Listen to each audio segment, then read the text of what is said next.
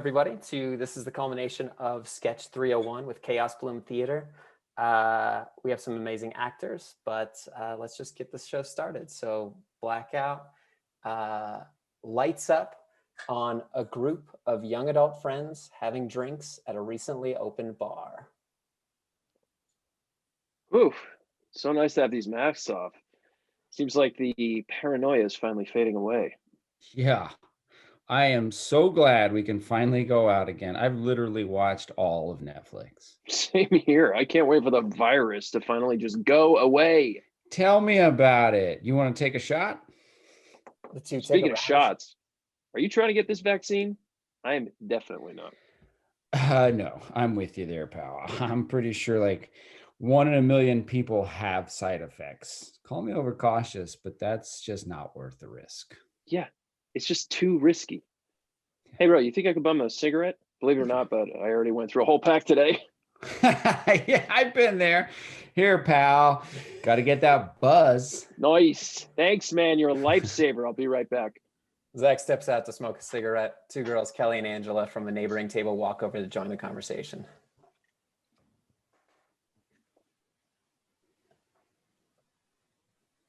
Sorry, I thought it was Angela. Sorry. Were you guys talking about these sketchy vaccines? I totally agree with you. Yeah, count me out. People will believe anything nowadays. I'd rather take my chances on the flu than getting seriously messed up. I heard this girl got the vaccine and then straight up forgot her name. Started walking on all fours. Oh, anyway, Angela, where'd you say you were going bungee jumping again? Okay, so I found this awesome place. It's kind of far, but it's so cheap and they let you bring your own ropes. Amazing, it'll be so fun. You always find the coolest things to do on Craigslist. Zach returns. Yo, I got one more thing to say about the vaccine. Whoa, girls, what up? Hey. I was going to say I heard this girl got the vaccine and now she thinks she's a horse or something. She started walking on all fours. Totally. Yeah, she was saying the same thing. That's why I'm playing it safe and opting out. By the way, I don't know if y'all saw the sweet hog out front. That beast is mine. Does anyone want to go for a ride after this? This bad boy should glide in all this rain. Pretty nice. How much have you had to drink? Everything, a couple beers and a shot, but I had some pretzels, so I'll be all good. Okay, then sign me up. This vaccine really does scare me though. Like, what even are the credentials of these scientists? Exactly. But hey, Angela, I'm so jealous of you. Why are you jealous? Oh, she's going to Venezuela to get an operation. I would too if I had the $500. I'm so excited. Just in time for beach season. Remind me to be at the beach every day, but you know the worst thing about this vaccine is that it was so rushed. Yeah, it was so rushed. Like way too soon. Sketchy. Mm-hmm. Another guy comes to the table. He kisses Kelly. Hi, everyone. Everyone, this is my fiance, Kenny. Did I tell you guys I was getting married, by the way? We met 2 weeks ago, and it was love at first sight. Kenny is actually an African prince, and he's going to take me back to his palace once we're married. Oh, honey, I'll be right back. I got to make this Postmate delivery. Leave me your keys. Wow, he's royal. Oh, sorry. No, but you're totally right. He's royalty and hardworking. I know, right?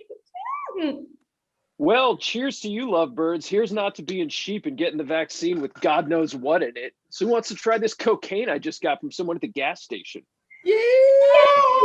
Cocaine!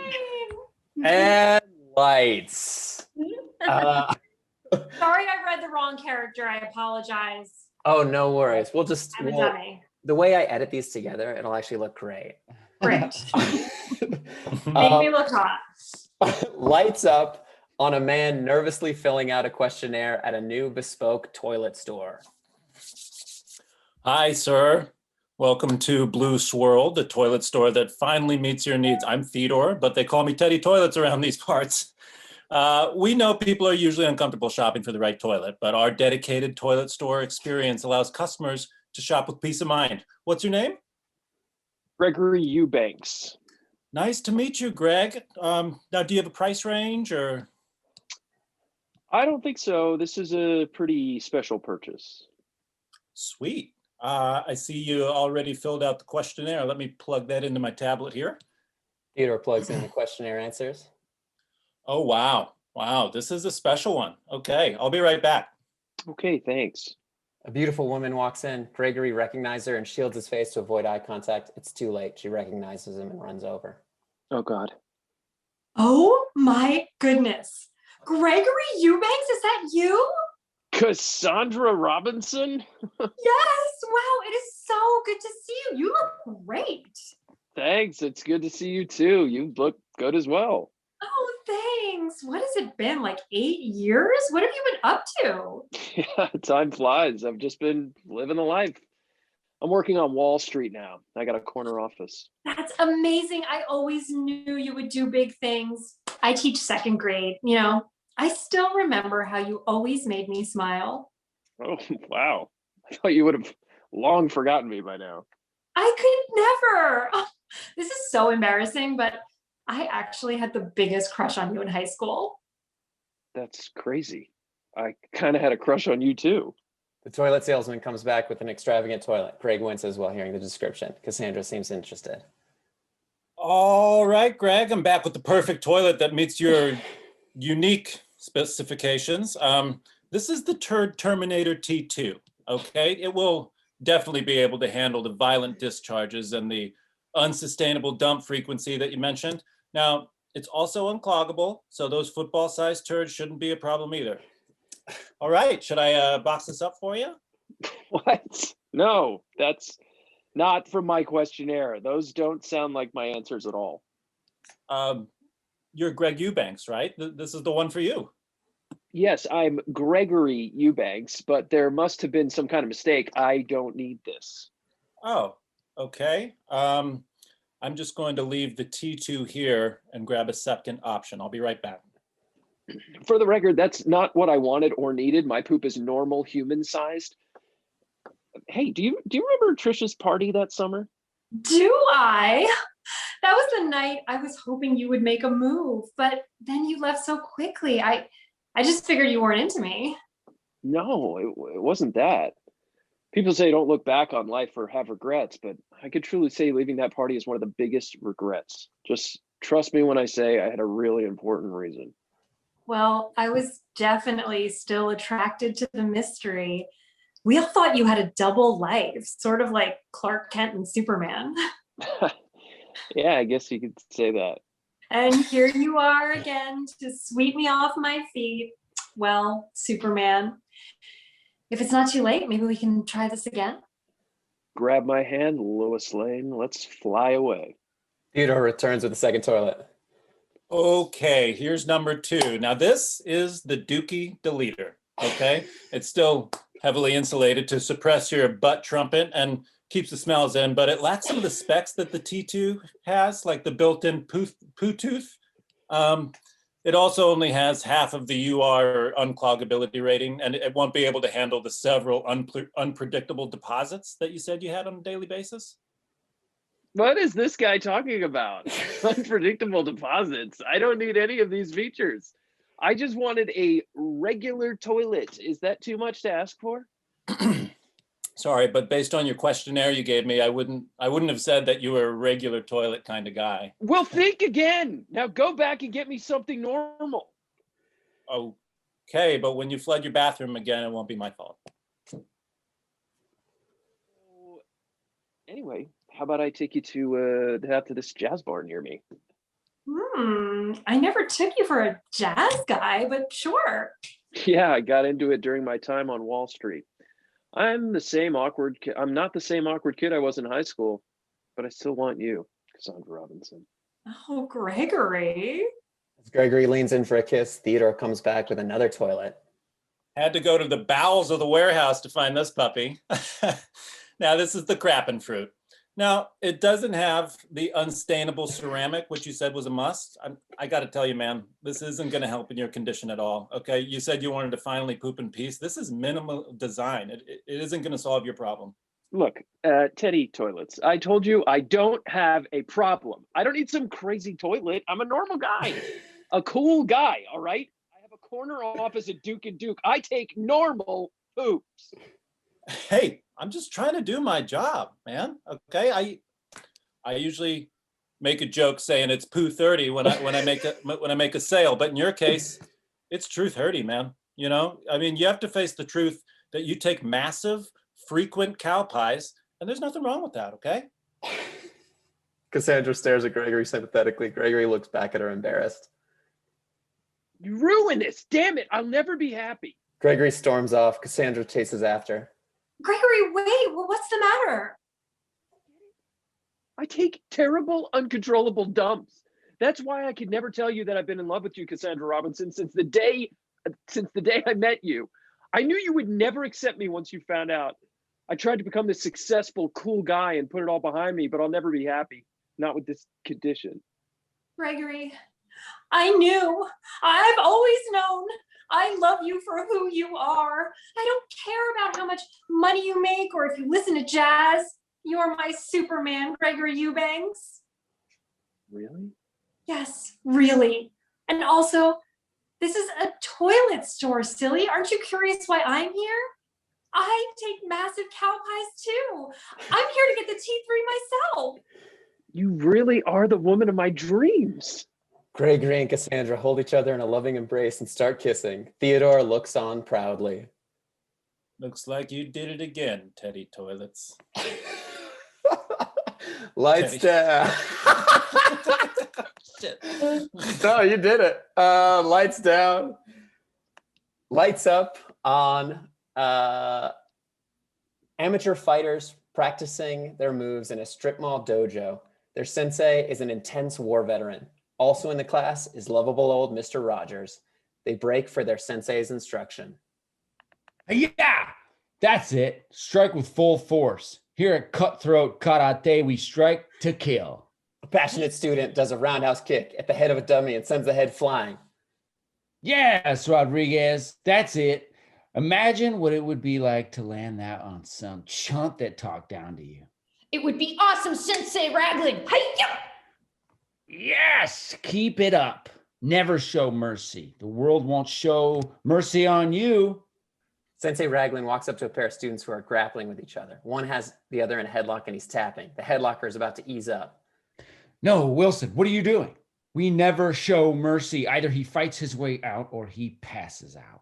The headlocky elbows the headlocker in the nuts and the headlocker lets go of him. Very nice, Jackson. We survive by any means necessary. It's the cutthroat way. Huh. Yes, Sensei. Sensei Raglan moves on to Mr. Rogers, cardigan clad, who's holding hands and singing with the other students. Together, everyone. Sometimes people are mad and they feel like being bad, but the people who are mad are the same people who are glad. It's funny, but it's true. It's the same for me and the same for you. Sensei Raglan is appalled. Rogers, just what in the hell do you think you're doing? Oh, sorry, Sensei, but I find that oftentimes most problems can be solved with a good old singing circle. What?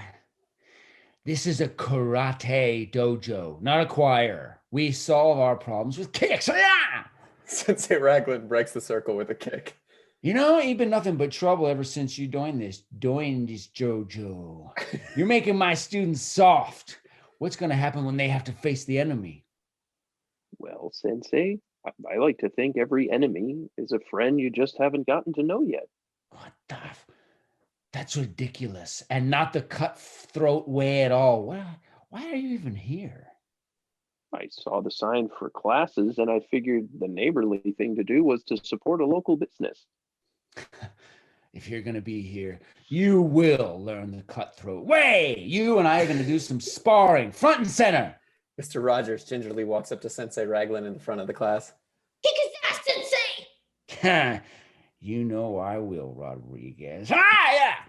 Sensei Raglan strikes at Mr. Rogers, but Mr. Rogers bends down at the last second and flips him over him. Sensei Raglan falls on his back. Sorry, my loafers were untied. Wait, no shoes in the dojo.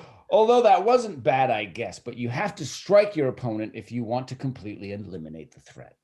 I would never do that. When you hurt others, you're actually hurting yourself. Ha! That's nonsense. Either you strike me or leave this dojo. It's the cutthroat code. Well, I guess there is one move I can try. Mr. Raglan reaches for Sensei Mr. Rogers reaches for Sensei Raglan and gives him a big hug. What's this, some kind of clinch attack? No, Sensei. This is a loving hug. Seems like you needed one of these. Hiya there, friend. Ouch, ouch. Wait, no. Stop this. This isn't the cutthroat way.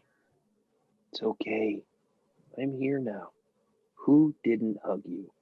Sensei Raglan starts breaking down in tears. My dad didn't. It was always only over kicks and punches, never hugs and kisses. That's it. Let out all the hurt.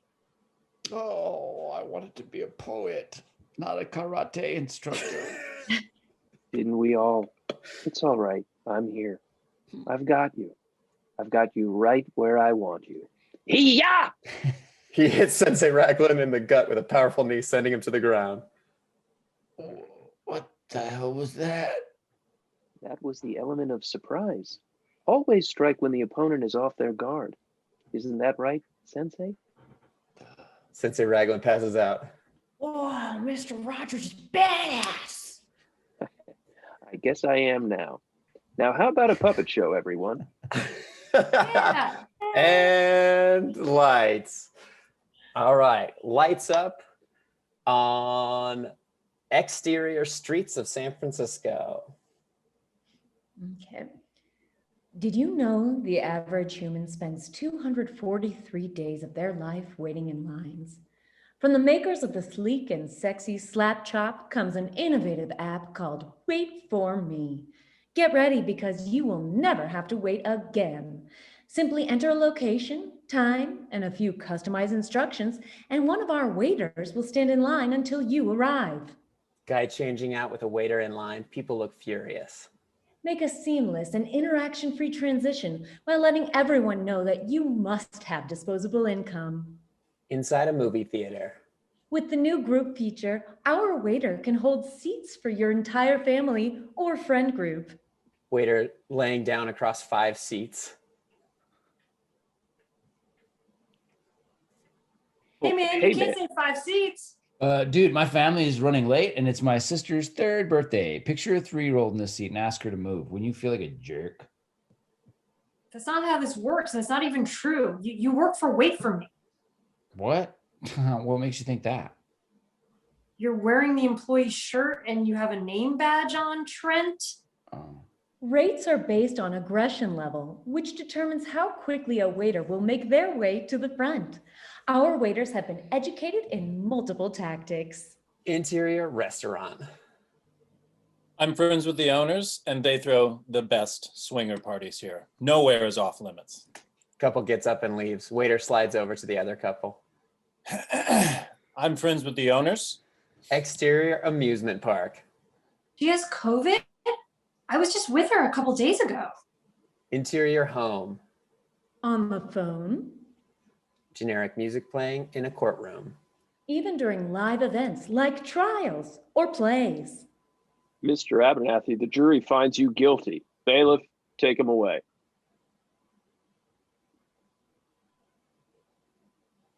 No, I'm not Mr. Abernathy. I'm just waiting in his place. I work for Wait For Me. It's me, Travis. Bailiff dragging waiter. No, let me go! Interior living room. 4 guys. And for him, Game's almost over. Just these last 2 minutes, babe. Babe? Hey, I'm Wanda from Wait For Me. She went home like an hour ago. Oh, sounds good.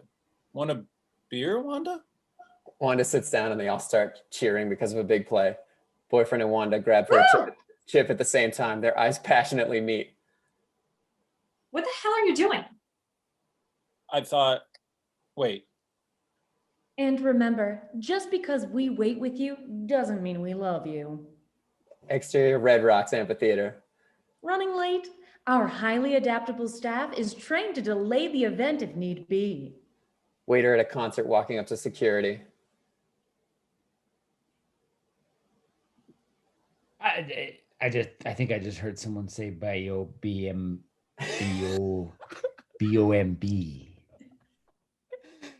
Exterior in line outside venues.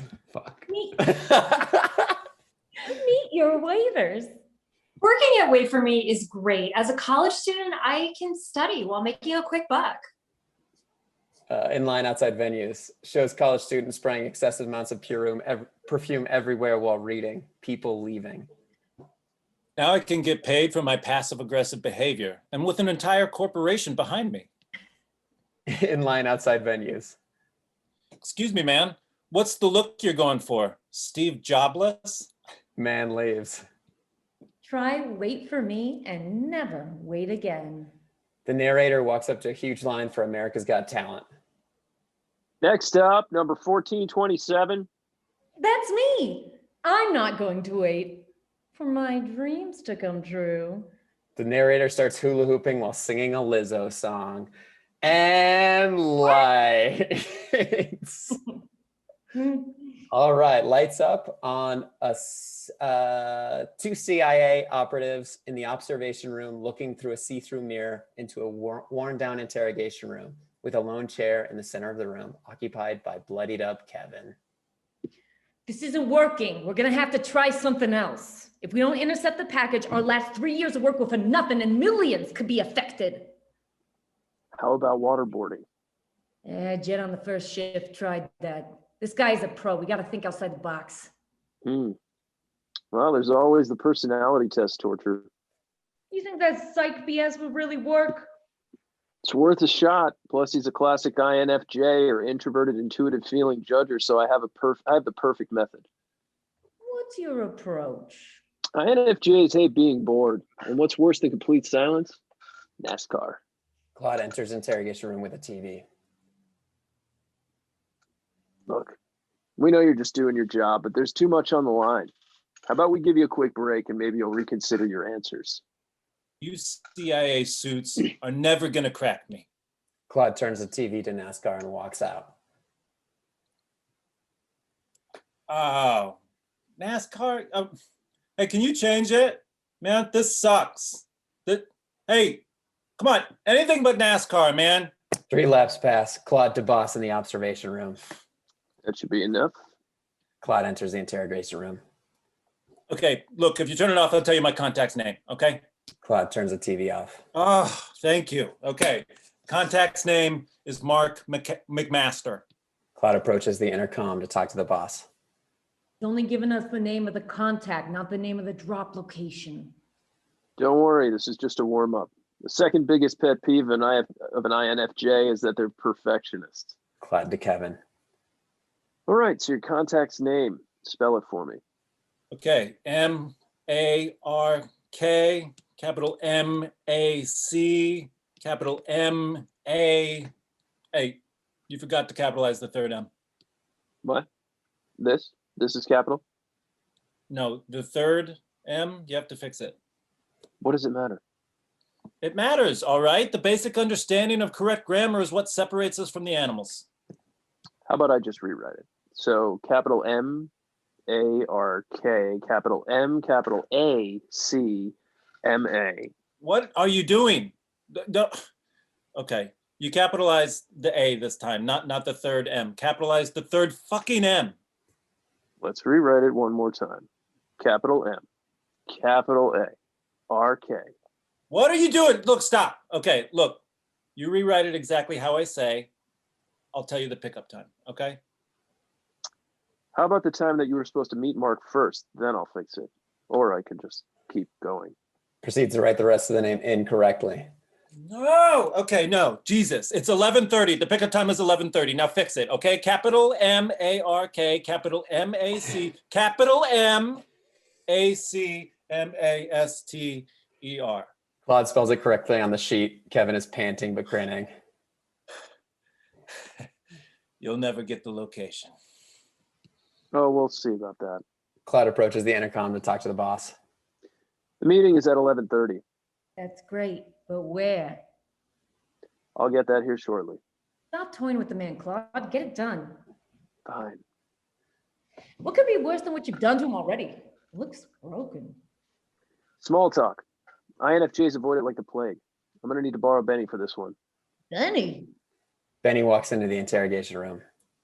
Hey, Kevin, this is Benny. He loves to get to know all of our visitors, don't you, Benny? Boy, do I. How about you ask him some questions, Benny? And if he doesn't answer, I'll bring back the NASCAR. Oh, I got a good one. What is your most embarrassing story? Look, I'm not going to answer that. Okay. Claude gestures toward the TV. Okay. Look, third grade. Okay. I was chewing on a pink gel pen when the teacher called on me to read. She startled me, so I sucked up the ink of the pen into my mouth, and she just kept asking, and I would shake my head, and then my crush, Jamie, who sat next to me, said she'd read for me if I wanted, but I smiled and nodded, and then the ink went all over my desk, and everyone started laughing and said, I said, can I go to the bathroom, Mom? And then they laughed even harder. And Oh, damn, bud. That's pretty embarrassing. What's Jamie doing now? I don't know. She got pregnant in high school and dropped out. Oh, see, you dodged a bullet. You're a lot better off, man. I promise. Yeah, I know. I mean, I have a wife and 2 kids. I hadn't even thought about that until now. Was her last name Holbrook? Because that's my cousin's last name, huh? Did your cousin go to Christ the King? Oh, no. And her name wasn't Jamie, actually. Never mind. What the fuck are you doing to me, man? I'm slowly descending into madness. Okay, can we talk about something more interesting? Hey, yeah, okay, calm down. I'm on your side here. This is be over before you realize it. Tell me about your family a little. Okay, I have a beautiful 5-year-old daughter and a 7-year-old son. And so what's your wife's name? My wife's name is Toriella. Whoa, what a cool name. How about like her zodiac? I don't know. You don't know your wife's star sign? At least tell me you know her gemstone. Now, why the fuck would I need to know that? Okay. How's this guy married yet? I'm still single. Look, enough. I can't take this anymore, okay? They're meeting at the McDonald's down by Cherry Creek, okay? Claude begins clapping. Well done, Benny. Thank you. How did you know all of the things I hate? Were you spying on me? No, I just know your type. Now that you have the information, are you going to kill me? Not a chance. We have something much worse planned for you.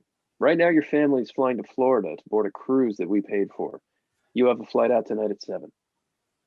What? A cruise? I hate cruises. Man, why couldn't I just tell them I was being tortured and held hostage? Do you really think they would believe that story? That we paid for a cruise? Fuck, I guess you're right. Claude begins to walk out of the interrogation room. Oh, and one more thing. You're sharing a suite with your in-laws. You monster! No! And lights.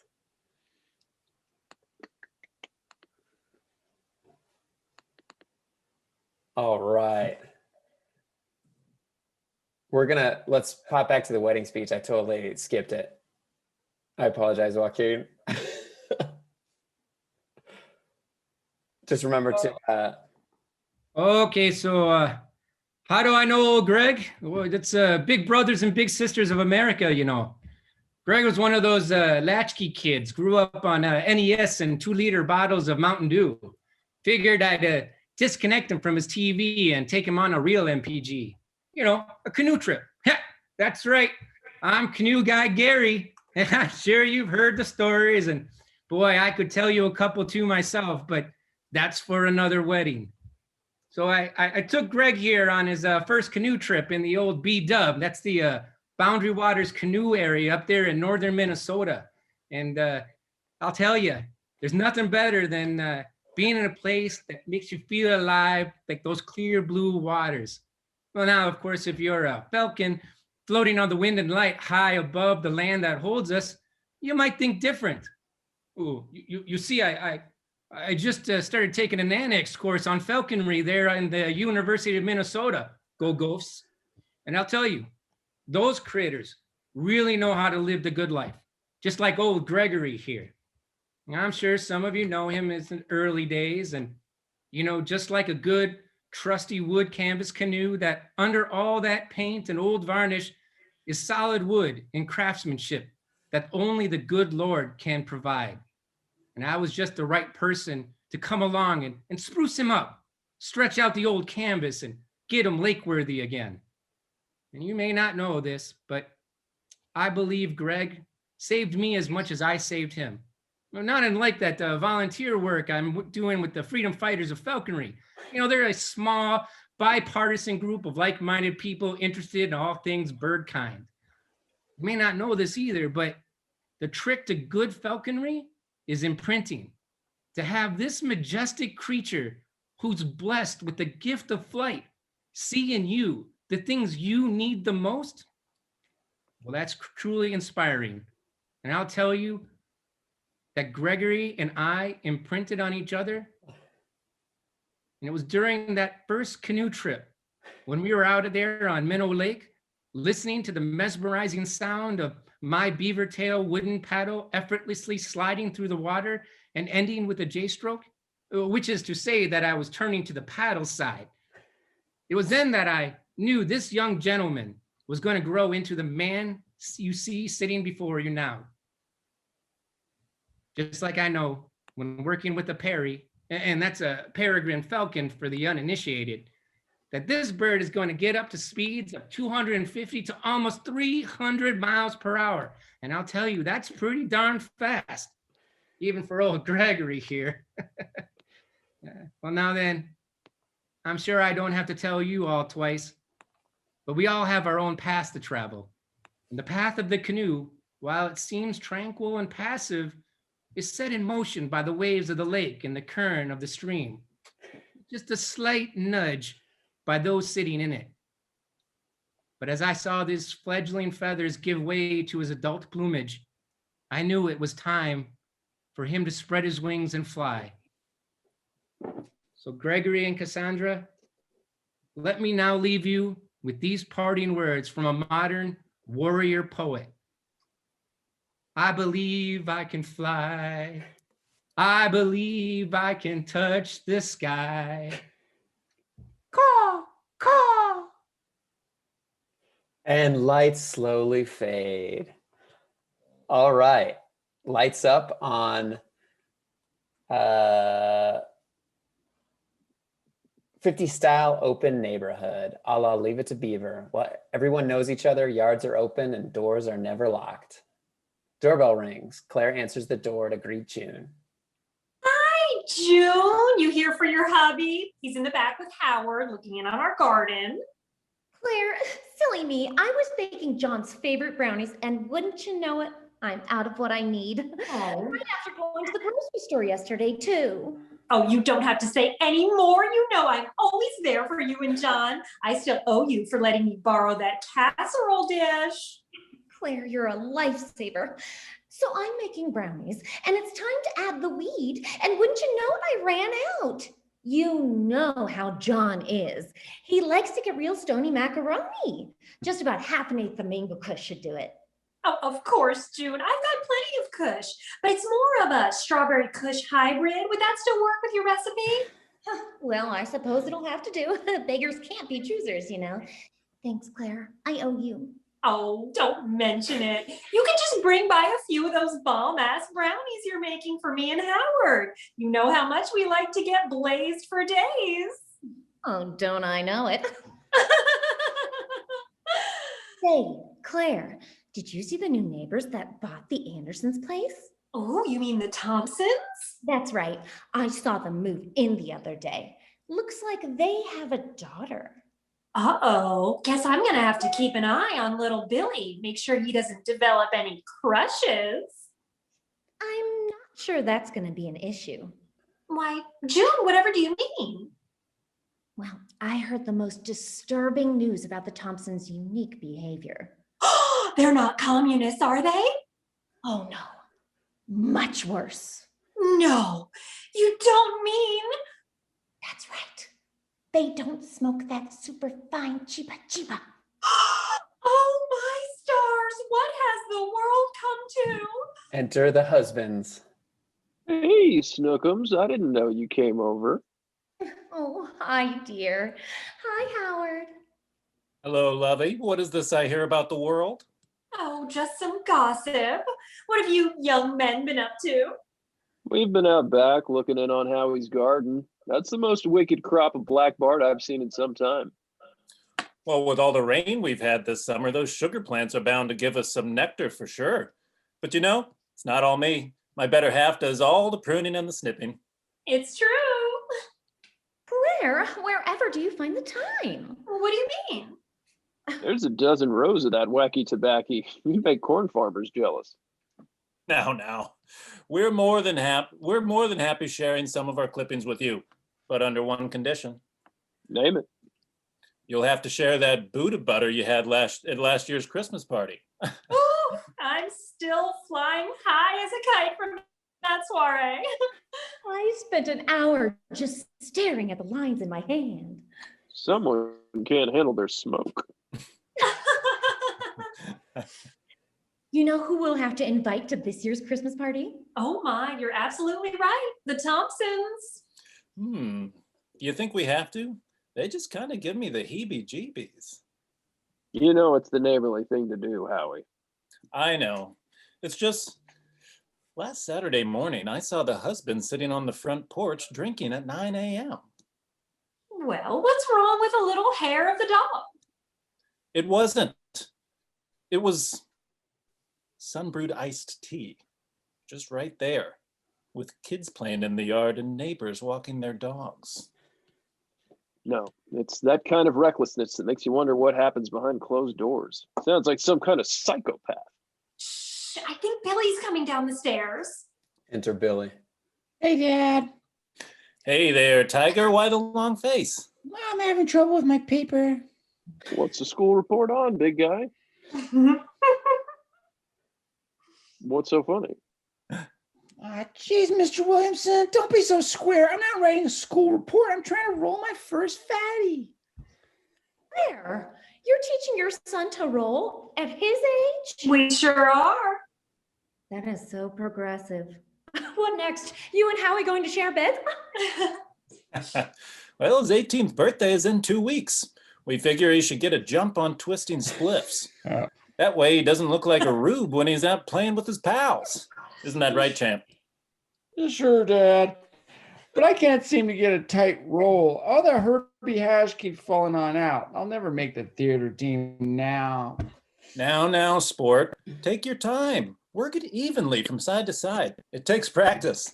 And anything that's worth doing in life doesn't come easy. Just don't ever give up or take the easy way out. Thanks, Dad. Now head on upstairs while we finish talking with the Williamsons. I'll come up later and show you the Parisian pinch. It'll keep the ember tight and the smoke right. Billy exits. Parisian pinch. I haven't done that since my co-ed days. That's the OG. I remember you rolled that style on our first date. I was so blitzed I couldn't feel my face. Oh, June, you're so bad. Well, I had only smoked once or twice before. What a noob. Stop. I'm better now. I have that sticky icky every night before bed. I bet the Thompsons don't even wake and bake. I can't even begin to think about the morning until I have some happy hay to start my day. And the only funny papers they know are in the Sunday paper. Isn't there something we could do to get them to leave? Now just wait a minute. Do you think we're being a little hard on the Thompsons? Well, I did see they put in a vote for Tricky Dick sign in their front yard. They're Republicans? They can't be all bad. Dun, dun, dun. All right, lights down, lights up on a courtroom. Court is now in session. This is an odd case indeed. The defendant, Ned Holdor, or Little Cheese Slice, a self-proclaimed SoundCloud rapper, insists he has committed the crimes in question.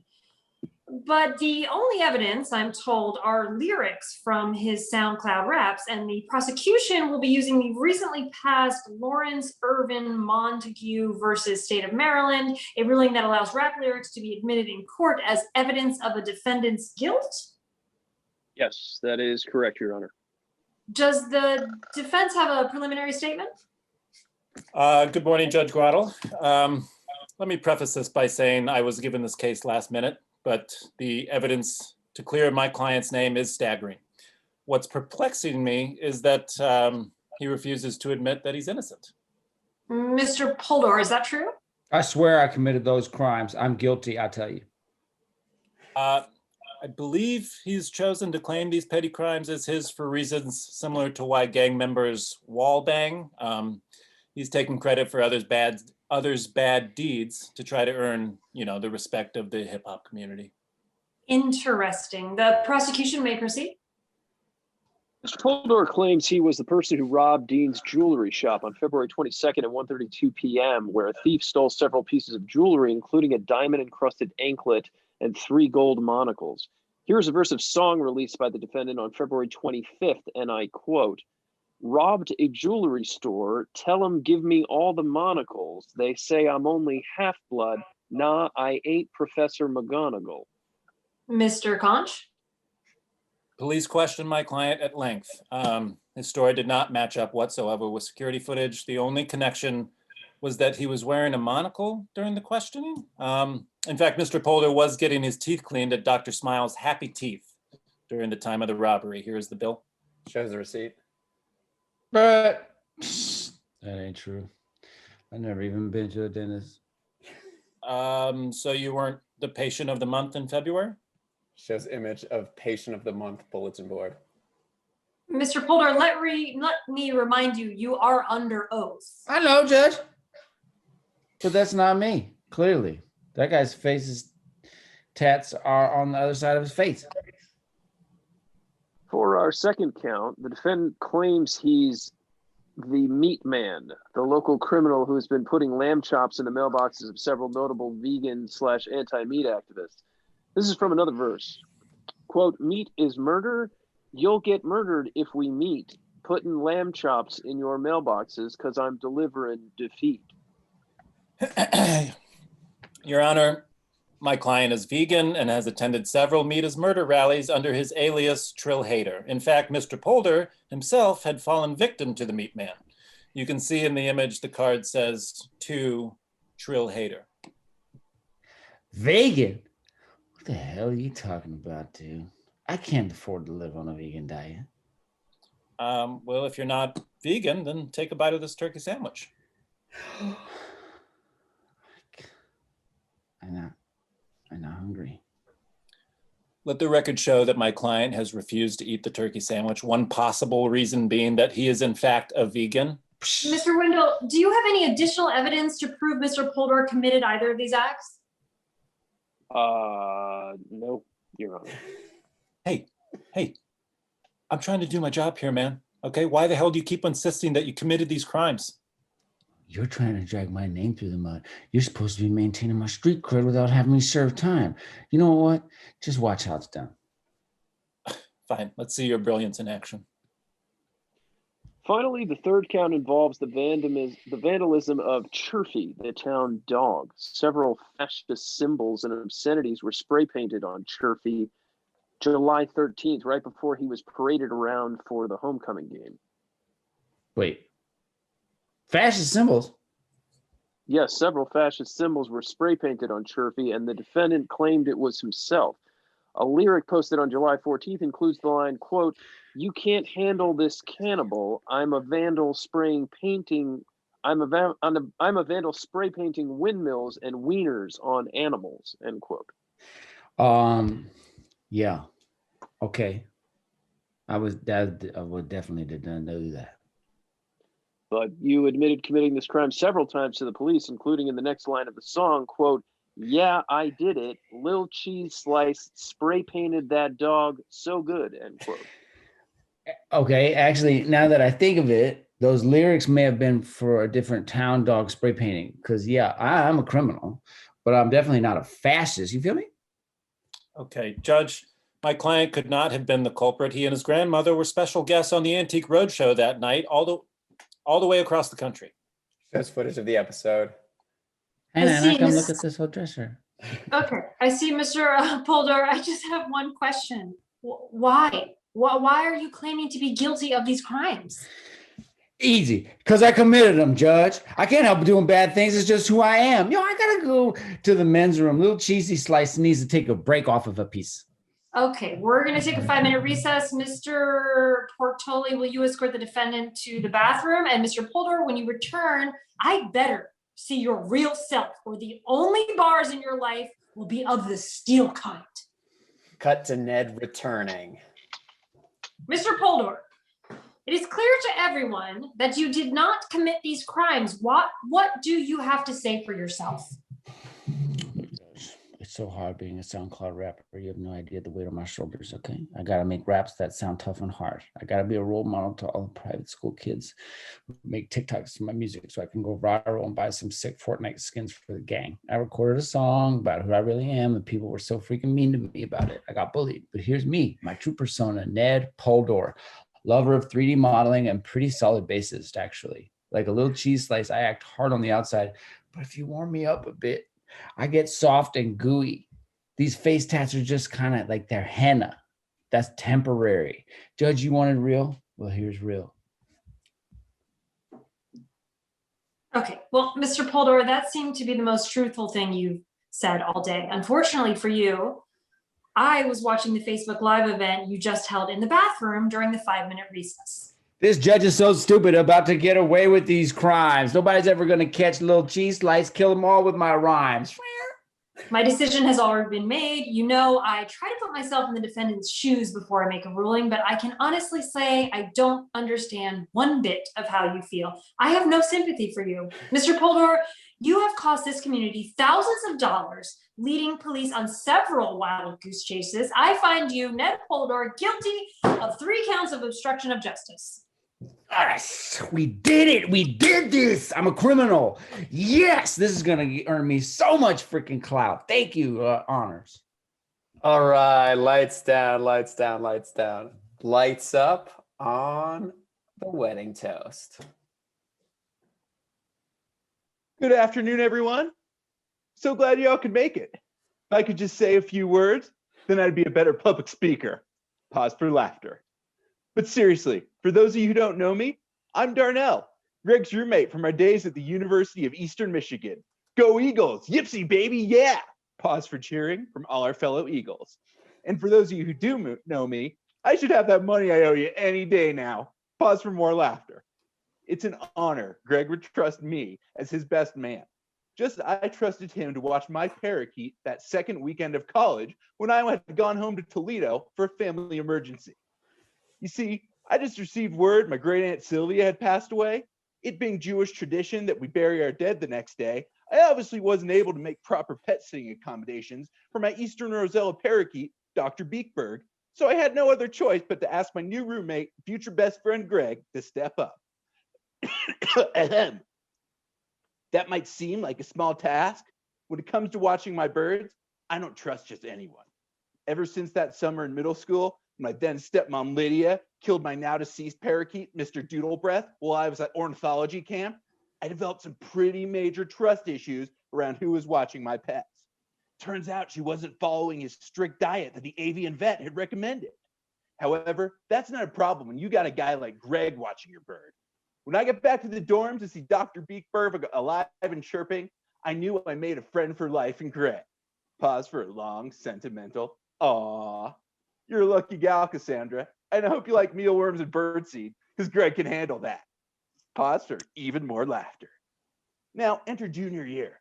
By now, we'd gotten our own apartment, and I had even gotten a second parakeet, Lord Fubbins. Just a standard rose ring keet, nothing fancy. I figured Greg and Dr. Beekberg got along so well. Why not? I was thinking it would just be us 2 bros and the 2 keets. If only a cute blue-eyed girl from East Lansing named Cassandra hadn't moved in 1 floor above us. Oh, and for the record, you two, I still have a hard time believing it was the pipes causing all that noise I heard whenever Greg stayed over at your place. Pause for laughter and a potentially scandalous, ooh. You know, when Greg and Cassandra got engaged, I thought I was losing a friend, but instead, I ended up with 1 more friend. Pause for another emotional ah. Oh, and Cassandra, By the way, I always ask my friends to watch my parakeets while I'm out of town, and I'm going back to Toledo next week. Pause for more laughter, end on a high note, and leave them wanting more. All right, lights down.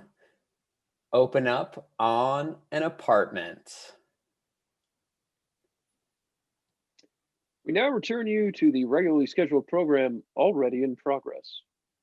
Lights up on a couple sitting on a couch watching TV. The show they are watching comes to an end. Oh, wow. That hotel is wicked cray.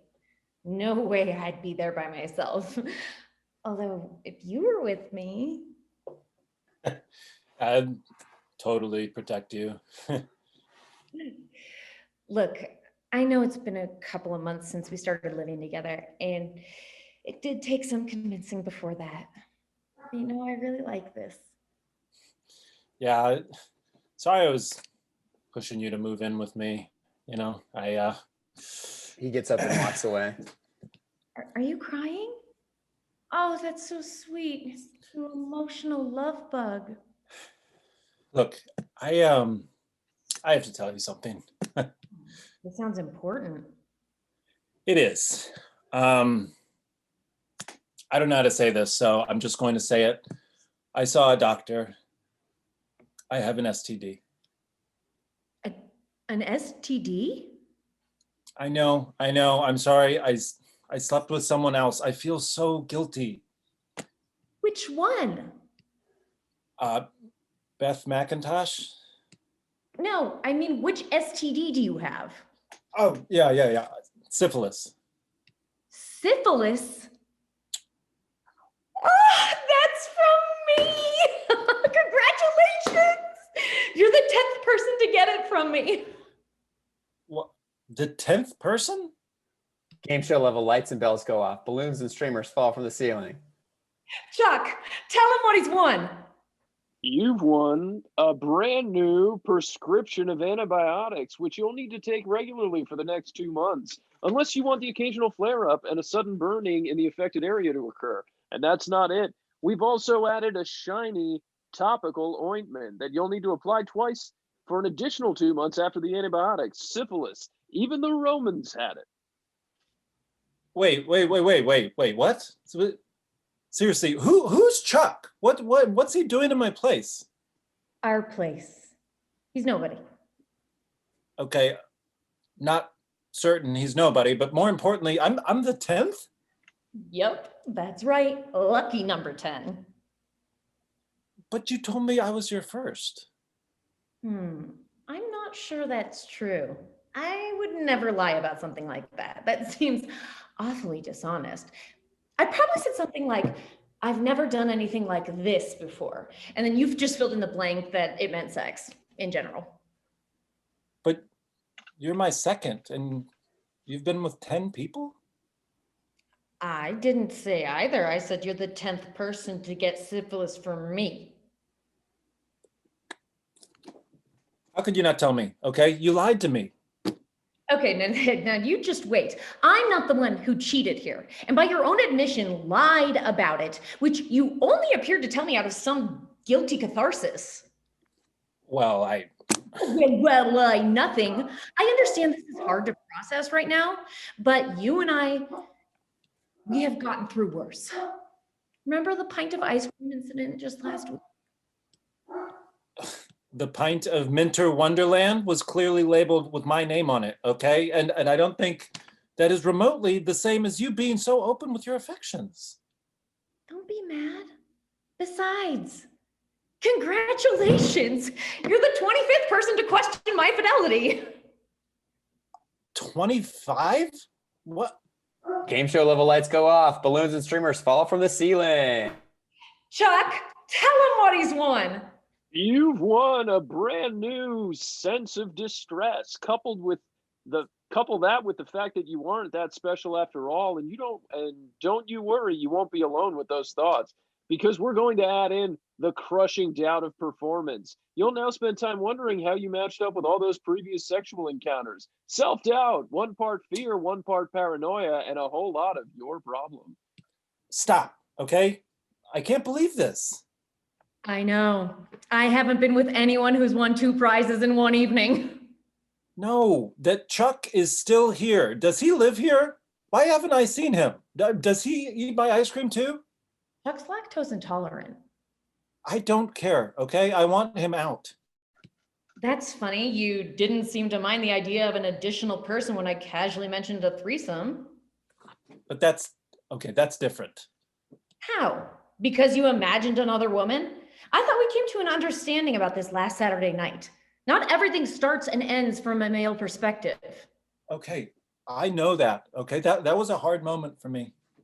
We went to a real vulnerable place and shared some truly honest moments together. We're building a foundation of trust here. I just can't believe that you've been with 25 people, not 10. I didn't say that either. It's more like 34. What? 34? You've been with 34 guys? Is Chuck one of them? I bet Chuck is one of them. Okay, settle down. No one said anything about only guys. I am a modern progressive woman. I don't draw lines in the sand when it comes to how I express my sexuality. I liberate myself from the heteronormative patriarchal boundaries set upon us by our forebears. I've been with guys, girls, trans, non-binary, old, young, bi, POC, able-bodied, handy-capable. Sky's the limit. But I don't understand. Some people keep a list of their sexual conquests. I develop real human connections and don't see my sexuality as something to fear or feel guilt from. Okay, I don't think I can do this anymore. Okay, I should have kept my cheating a secret. Then you wouldn't have told me your secret or secrets. I wasn't keeping it a secret. You just never asked. And you never knew otherwise because I don't make it a habit to brag. I mean, who gives a shit anyway? I do. Obviously. Ooh, but I do have good news. What could that possibly be? You still at first? I don't think I want to know. You know how we talked about our pasts and how the past defines us as a person? Well, I snuck a sample of your saliva and I sent that in with mine to 23andMe. Please don't say anymore. Please just stop. Oh, I'm gonna, because it appears that we share the same great-great-great-great-great-great-grandmother from the old country. Congratulations, baby. You're my first relative. Tell him what he's won.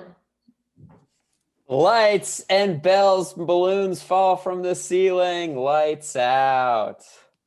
All right, lights up on a guitar shop decked out with fancy guitars hanging on a wall. A shop owner behind the counter is congratulating a customer on his latest expensive purchase. Congratulations, my friend. She's a beaut and a true American legend. A 1963 Fender Stratocaster, just like the one Hendrix played. You made my dreams come true. I've always wanted one of these. Making dreams come true is the business I'm in. And in mint condition at only $3,500, this is a dream worth making. You enjoy your new guitar, my friend. Customer leaves the shop. While leaving, a mustached elementary school teacher type enters, passing the customer leaving. Killer axe, bro. What can I do for you? Yeah, I'm looking to trade in some old gear of mine. Played many a gig on this stuff and got all kinds of war stories, but my wild musician days are coming to an end. This stuff just taking up space now. Thought I'd see about getting some cash for it. Oh, okay. What do you got? All primo stuff, my friend. You are going to want this. I know you've seen a lot of these before, but I'm sure you've never seen one still in as good a condition as this one. Reaches into his case, pulls out a recorder, and starts rocking out. The owner stares, shocked and unimpressed. This is the same one I used when I played Coachella. You played Coachella? 5 years in a row, my friend. Coachella Valley Elementary School's end-of-year recital, one of my first teaching jobs. Oh, man, nothing will beat that feeling of being in the zone on that auditorium stage in front of dozens of adoring parents and grandparents. Yeah. Not exactly what I'm looking for. Okay. Didn't think you'd be too sold on that one, but I know you'd be interested in buying my Gibson. You have a Gibson? Sure do, hombre. Got this baby right here from Mrs. Gibson's second grade class. Pulls out a rainbow-colored xylophone out of his case and begins banging a sweet little melody. just like the one Townsend plays. Pete Townsend of The Who doesn't play the xylophone. Pete who? No, Sally Townsend. She was in Miss Gibson's class. She got one of these of her own, and that girl can wail. Makes an air guitar / xylophone pantomime with sound effects a la Bill and Ted. I think you're a little confused in what kind of a place I run. We deal in high-end and vintage musical instruments, mostly guitars, not toys you'd find in an elementary school music class. Guy before you, he just bought a Fender Stratocaster 1963 mint condition. And boy. Hey, dude, I feel you. You're old school like me. You want to play instruments that were made to be played and built to last. That's why I know you're going to like this baby. Pulls out a plastic toy guitar with buttons and lights and starts playing a solo of sorts on it. Are you kidding me? Oh, I hear you. They don't make them like this anymore. This is a 1996 Fisher-Price right here. To heck with all this digital junk. I've always been an analog guy. This baby goes to 11, ages 8 to 11, that is. Right. Not only is an 11-year-old way too old for a junk toy like that, but not I or any music store in town have any interest in buying this kindergarten junk from you. Oh, whatever. You're just out to screw over musicians like me. It looks like I'll just have to put this stuff on Craigslist. Okay. Good luck selling it on the internet. The internet? No, Craig Malfoski. He's a 4th grader with a list of instruments he's asked if he could take home with him over the summer. He's just made it to the top of the list. Huffs out of the store and passes another customer arriving solo, also carrying an instrument case. Don't waste your time, pal. This guy doesn't know what he's talking about. Customer approaches the counter a little confused. What's his deal? You believe that guy. He came in here all high and mighty thinking I'm going to buy his stupid kiddie elementary school class instruments. Here, I just sold the 63 Strat earlier. What a joke. Yeah. So what do you got? Opens up her case and starts to reach in. Oh, you're already looking at him. Hand bone. Whips her hands out of the case, jazz style, and starts raging into a hand bone solo. Owner bangs his head on the counter in frustration, like, I give up. Lights down, lights back up on our final wedding speech.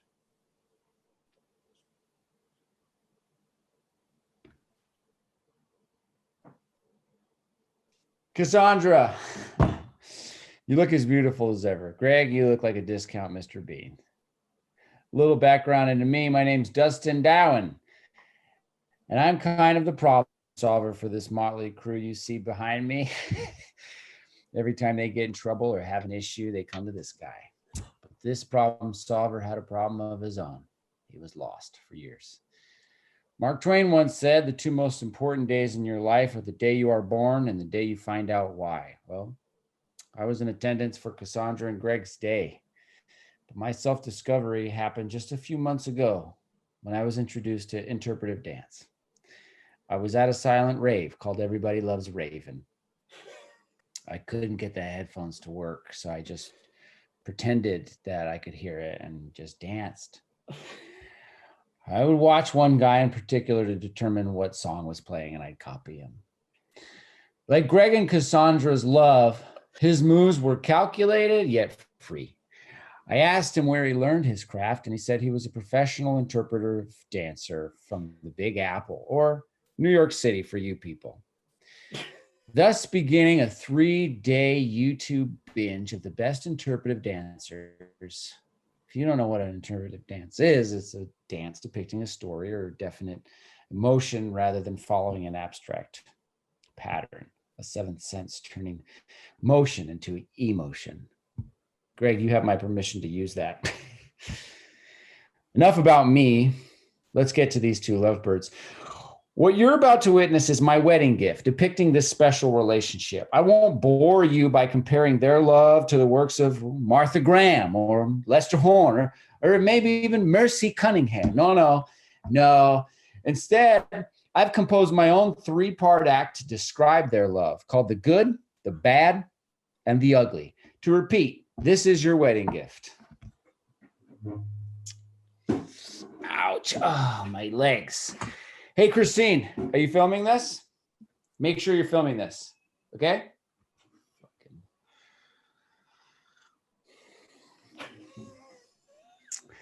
So not soon after the movie's end, my boy Cass got Cass's digits. End of part 1. I miss high school. Well, I guess I'm a fixer in another sense. Cupid over here. Okay, I wonder who's next.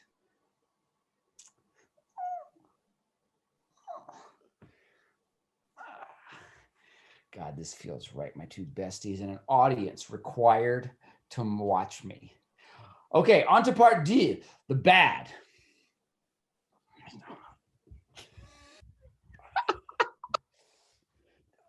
Okay, that's the last time I'll cat sit for you two. It's the same, it's a real shame. Bilbo Dragons has mental breakdowns every now and then. Okay, is it just me or are we all finally bonding? Great. It looks like Greg is getting into it by yelling and shaking his head no. He's got his own little interpretive dance going over there. What does this mean? That's okay. Okay, how about we talk shop afterwards, bud? I have to present the ugly now.